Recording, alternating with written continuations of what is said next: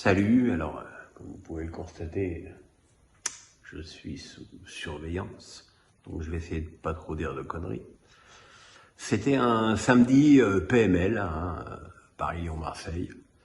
Les trois ont gagné, les trois ont fait des bons matchs, mais c'est pas si souvent pour être noté de la part des trois équipes. J'ai beaucoup aimé la prestation marseillaise à Auxerre. Pourtant, très logiquement, Tudor avait un petit peu fait tourner son effectif parce qu'il y a Tottenham mercredi prochain. Mais ça s'est pas senti.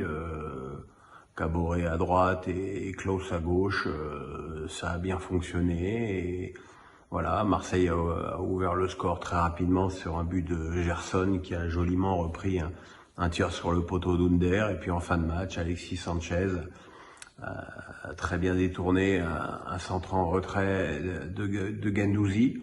Voilà, c'est un match pas flamboyant, mais un match bien géré comme il en faut et qui confirme le magnifique début de saison de l'OM, puisque à ce moment-là, l'OM était leader du championnat.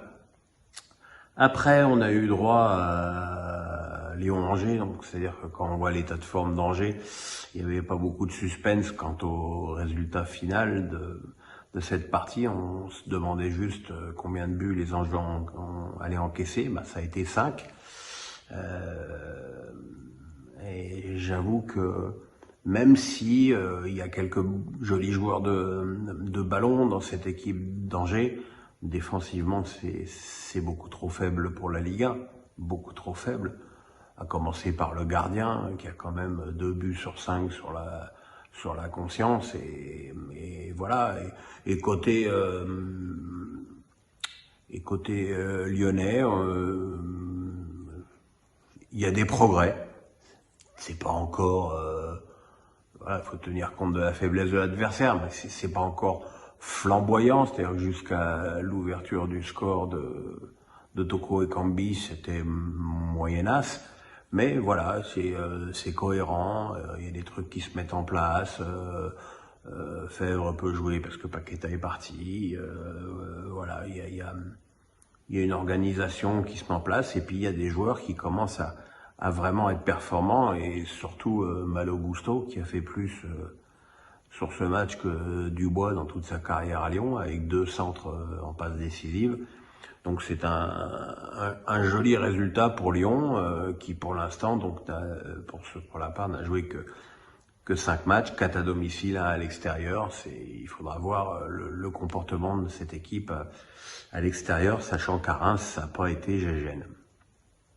Et puis le PSG a continué sa tournée des Grands-Ducs après le déplacement à Toulouse. En semaine, là, il se déplaçait à Nantes. Même match, même tarif, 3-0. Voilà, un PSG où pourtant Neymar était sur le banc, mais honnêtement, ça s'est pas senti tant Léo Messi rayonne dans la construction du jeu parisien.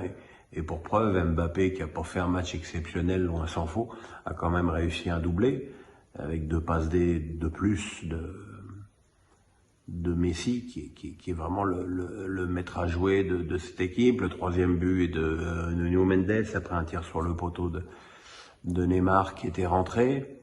Voilà, la seule ombre au tableau de ce match, c'est la blessure de Vitinha sur la semelle de Fabio. Ce que je trouve merveilleux, c'est que Girotto, à la mi-temps, au micro de Canal, disent que l'arbitre a gâché le match et que ça méritait que jaune. Non, mais déjà, tacle sur le genou, c'est rouge, hein, c'est dans tous les règlements. Donc les joueurs, une fois de plus, ne connaissent pas les règlements. Et puis Fabio, c'était pas comme si c'était la première fois qu'il se faisait choper à faire ce genre de choses. C'est quand même un dangereux récidiviste. Voilà, c'était un match finalement assez tranquille pour le PSG qui maintenant pense mardi à la Juve où ce sera certainement une autre affaire.